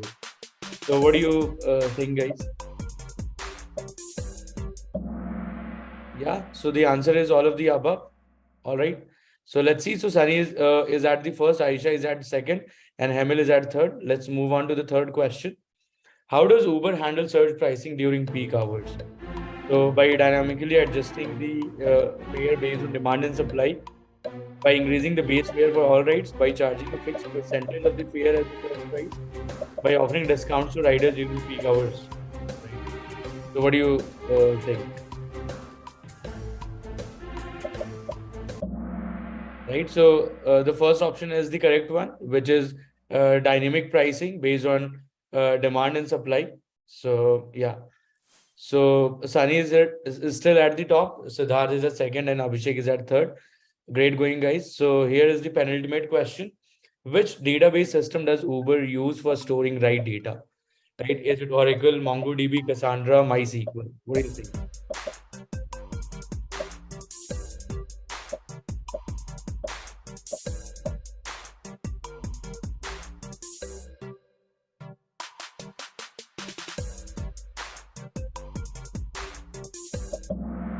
Yeah, so most of you got it correct. This is Cassandra, right? Let's move on to the last question. So this is again a multi-select. Okay. How does Uber calculate the estimated time of arrival for its riders? By taking into account real-time traffic data, by using GPS data from the rider's device, by estimating the average speed on the road, or all of the above, right? So what do you think? So how is ETA calculated, right? So when you are booking a cab, and let's say the driver has come and confirmed. Uh, so how would that happen, right? So what goes in the hindsight, right? So time's up. So the correct answer is all of the above. So all these factors are taken into account to calculate the ETA. So let's see who are the winners of this quiz in our podium. So at third we have Hemel, great going guys. At second we have Siddharth, awesome. And at first we have let's see, so it's Sunny. So congrats to the toppers. And the runners up are Yogesh and Abhishek. So kudos to you guys as well for doing so well in the quiz. So our team will send out the goodies and vouchers. So yeah, please check for your mailbox and it will be delivered there. All right, guys. So what I'll do, I'll not take a lot of time. So probably around 10 minutes to just walk you through as in what we are trying to do at AlmaBetter, what is our mission and vision. So just to give you an idea. So hang on. Cool. All right. So as you guys might know that we are AlmaBetter. We are an upskilling edtech platform, and we primarily offer two programs, one in data science and the other is in web development. Both of these are full stack programs, right? And we have been more or less operational for more than 2.5 years now, right? And primarily we are a community first learning platform where our students can do a multiple things, right? So apart from, of course, doing the core learning that they already do, they study in groups primarily. They are learning with each other. They're getting motivated from each other. They're doing projects in team with peers, and thus they're learning to adapt in a cross-functional environment. And additionally, they're also getting ready for jobs, right? So they're able to network with industry professionals, mentors, and alumni. And our platform is not just focused on teaching you, making sure that you learn, but we also are there to help you get jobs, right? That is what we guarantee. And as of now, in web development, we are guaranteeing a job above 5 LPA if you complete our learning track, right? So we'll get into that those details. But this is our offering, and hardly there are a few players who are sort of giving this offering of a combined a package of learning and career, or essentially placement, right? So this is what we are. And why should you choose AlmaBetter? So our curriculum is really industry relevant. So from time to time, we get a lot of feedback from our hiring partners on the basis of a lot of interviews that happen with them. And we try to incorporate them back into the curriculum because this field of technology is constantly evolving and we have to be on top of the game. So we cannot be like the traditional colleges and universities where the curriculum is totally outdated. It doesn't fit the needs of the industry and there's so much gap, right? So we're trying to bridge that gap so that our curriculum can be really industry relevant and it can help you really get your first job or switch to a better job in these two fields. Our learning mode is primarily cohort-based learning. You'll be attending live classes, even though you'll have access to live lectures, recorded lectures. In case you miss your classes due to some time commitments, you might have been doing extra work hours, or you might have been doing your college curriculum. So because we know this is a part-time program, so we definitely encourage you to attend live classes. But even in the case you miss them, you have access to recorded lectures and you can go through those. You'll also be doing multiple capstone projects along with a lot of coding problems and assessments, which will be provided throughout the program. You'll need to use these assessments on regular basis so that you can improve your technical understanding, right? We also provide weekly doubt resolution session, and these and doubt resolution also happens in the live class. There is also a separate forum where you can asynchronously ask the doubts. We also provide one-on-one mentorship sessions where you can connect with mentors and seek some guidance on learning, on planning your learning journey. In fact, you can see guidance on your placement. So there are so much things that you can do with our mentorship portal. Then you will be going through a lot of mock interviews in our career track with your dedicated career coaches. So that is to prepare you for industry. And that is to essentially make you industry ready. And then of course, we are offering 100% job guarantee with a minimum threshold, a salary of 5 LPA in web development and data science. And needless to say, we have more than 500 plus hiring partners working with us, where they are seeking our talent so that they can help in their day-to-day business, right? Now, the AlmaBetter path to success is pretty straightforward. What do you need to do? You need to just sign up on our platform. You need to explore the free resources that we have provided, get an idea of the program. And then once you have made your decision, enroll in our program by paying a refundable enrollment fee. That is the step one. The next step is to start your learning journey. And there are certain milestones that you need to complete to make sure that you get the certificate of the learning track, right? The next step is, which is again optional. So if you have learned with us, that's fine. But if you want to get a job through us, so you need to sign the ISA and get into the career track, which is AlmaX, right? And while you sign the ISA, you will get your course fee refunded. Next step is your AlmaX career track will start. And in the career track, we are focusing on a lot of different things, right? So you're heavily focusing on building your portfolio. So be it your resume, LinkedIn portfolio, GitHub portfolio, or maybe it could be your personal website. So those you can build. And then you'll be going through communications training. You'll be going through 50 plus mock interviews, which are like very real simulated interviews for as per different in companies and industries. So that will make you job ready.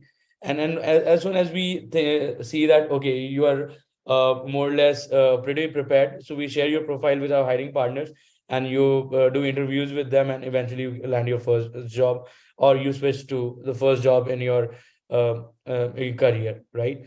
So this is the AlmaBetter path to success. Nothing much difficult about it. We support a lot of learning activities. So for technical skills, there are live classes, there are lab experiments, interesting lab experiments. There are a lot of projects and assignments that you'll need to go through on regular basis. And then there are a lot of group discussions that you'll be doing to interact, so that you can interact with your peers, discuss the subject matter, and eventually help each other along the way, right? Because everyone in your cohort will be more or less going through the same phase. So it's better that you do a lot of group discussions, and that is what we try to foster. For motivation industry exposure, we try to do one-on-one mentorship. We conduct a lot of community events, masterclasses like these ones, so that you can get the required industrial exposure.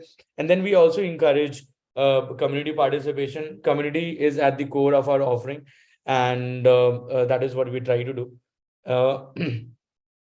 And then the last bit, which is the activities which are mandatory for AlmaX, are your capstone projects plays at the end of each module, and then you'll be required to do certain competency challenges within each of these modules, so that you complete all the eligibility criteria for getting into the AlmaX career track. All right. So again, we have a lot of hiring partners.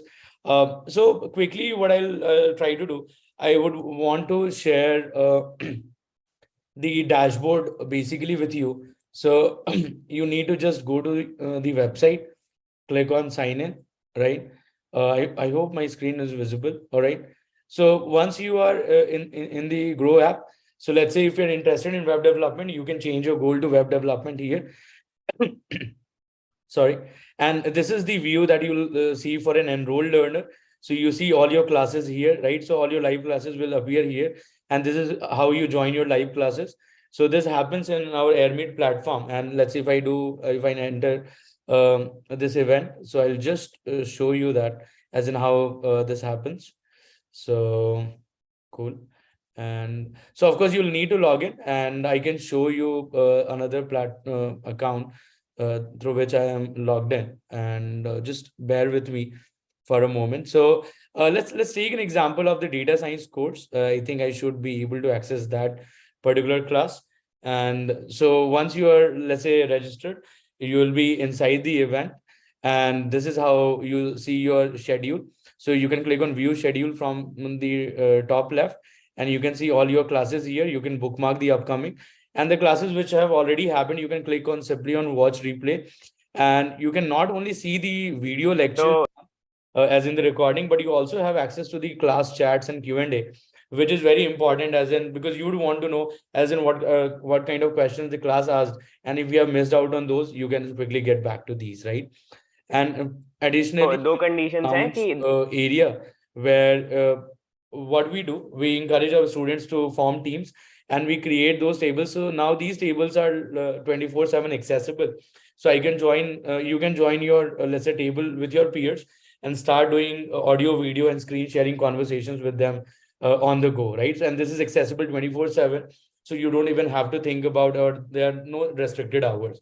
So this is what we are trying to foster, as in we really understand the importance of learning in a group, and this is at the core of our learning, right? So this is the Live Class platform. Next, if I show you in web development only, right? So if I just go ahead and click on this continue learning, so this is your main program. So you see your first module where is programming web with JavaScript. So you're going to learn more or less the fundamentals of JavaScript, right? And you're going to learn about functions and OOP programming as well. And then a little bit of data structures and algorithm. So these are like fundamental concepts that you need to understand as a developer, right? The next module is going to be front-end development. You're going to learn about HTML, CSS. You're going to learn about JavaScript and how the interplay of these three happen.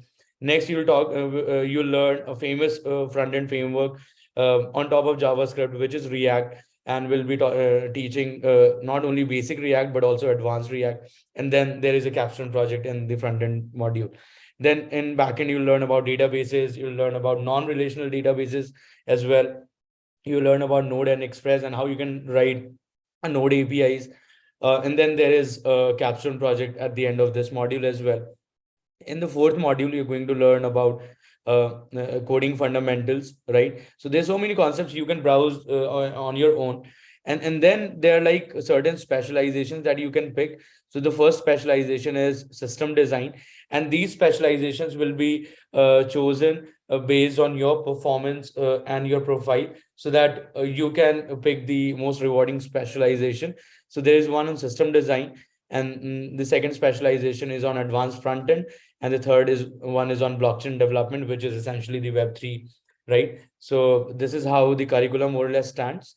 You have a lot of things, you have a lot of free courses that you can go through under various categories as well. There are a lot of practice problems that we have provided. So like there is this one on like chase on the number line. And for web development, we are supporting all these languages like JavaScript, Java, and then we also have React available, right? So this is how more or less this works. So but in JavaScript, so if you can see, so you can run your code, you can run tests, which will be auto evaluated, and then you can make your submissions, and these will be auto graded, and you will be able to see those here, right? There are a lot of settings that you can take more space to do your code, and so many stuff that you can do. So please explore. We have built this exclusively for you. So please go ahead and do that. There are a lot of coding assessments, which are again bundled coding problems. And so like this coding assessment has 5 questions. So these are also very important for you to brush up your concepts. And then there are a lot of quiz assessments as well, right? So if you have started a particular assessment, it will show in ongoing. And if you're completed, it will show in completed, right? There are a lot of different projects that you can also explore, like this one, right? Which is quiz platform, which is a front-end project. You'll get the details of the project here, right? And then you'll get the evaluation criteria, presentation video, checklist for this project, and then you can submit your project by submitting the project link and the video link, and you'll be through, right? And once, let's say if you are in your career, once you have enrolled with us, so you'll be able to see, just excuse me for a second, guys.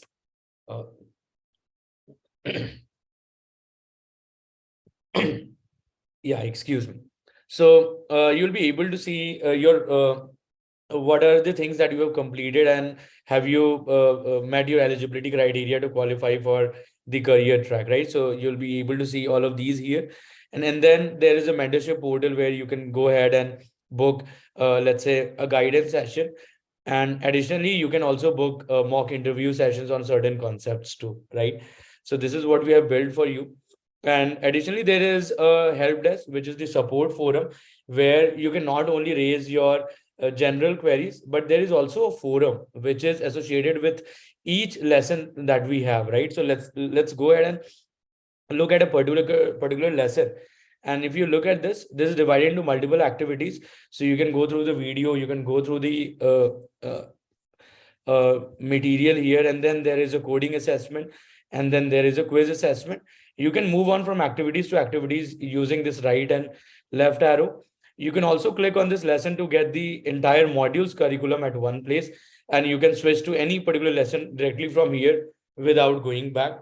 And then with each lesson, you can there is a discussion forum where you can go ahead and post a topic, and you'll there is a subject matter expert who will resolve a query at the earliest, right? So there is a proper team that we have in backend where based on the doubt or the query posted, they will quickly reply within an hour or so, right?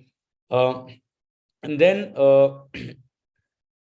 there you can gauge your performance from here across modules, across activities, relative to, let's say, the AlmaX students or your cohort. So that is important for you to understand where you are lying. And then there is this community, which is like a really important aspect of our program. And community is a place where you can sort of network with your peers.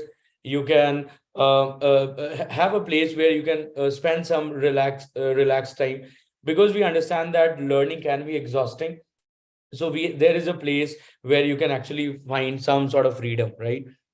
So there is a space like chill space where you can share memes, and students are doing those, and it's a fun place to be, more or less, right?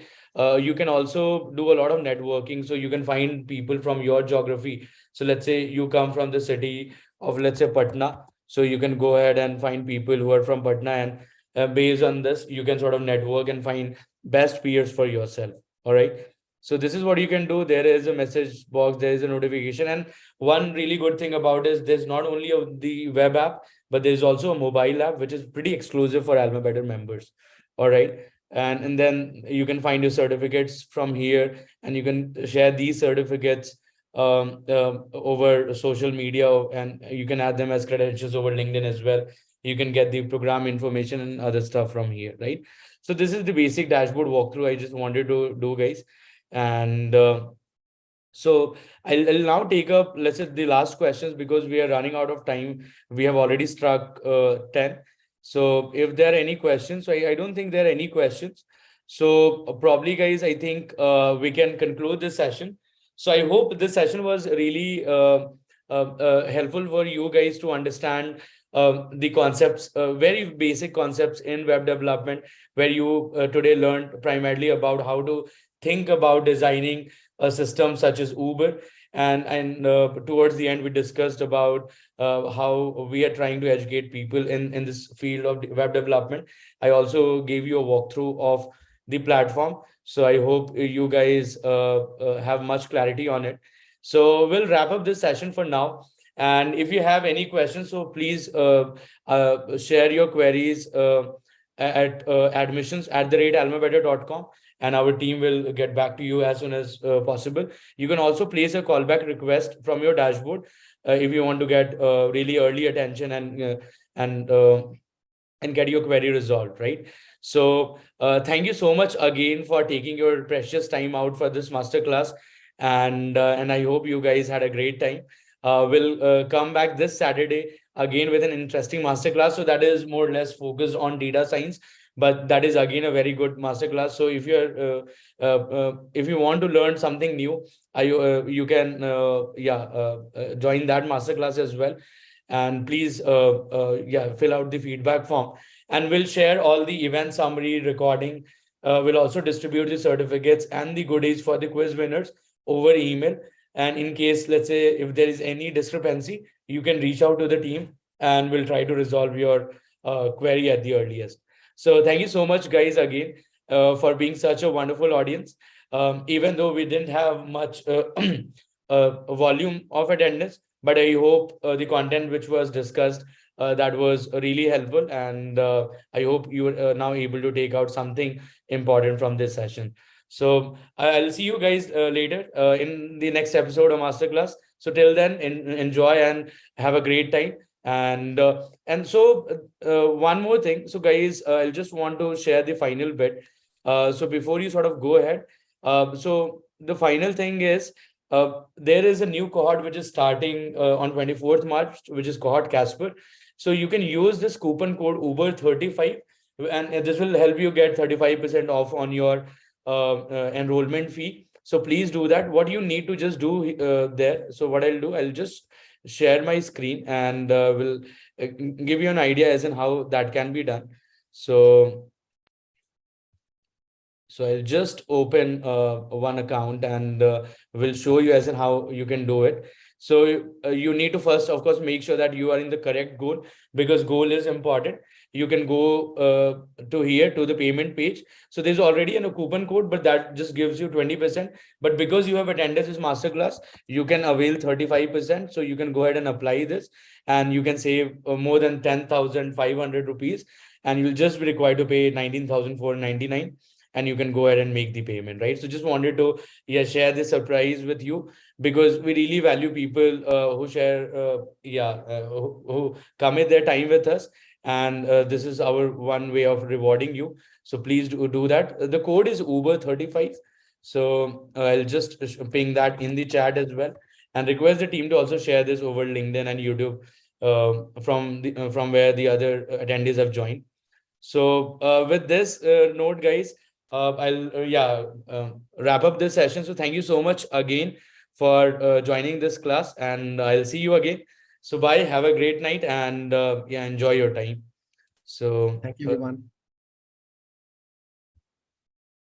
So I think coupon is valid. It is. So I showed you. I think I'll just show you again. Let me know if there is any discrepancy here. Team, can you confirm once? So if you see, I just entered Uber35 here. I have not yet enrolled. This is prompting me to enroll for cohort Casper. So I can go ahead and apply, and you can see that I'm able to save this. So you need to click on apply to make sure this coupon code gets applied to your base fee. All right. So please, do that. All right. Okay. Thank you so much, guys, again, and I'll see you next time.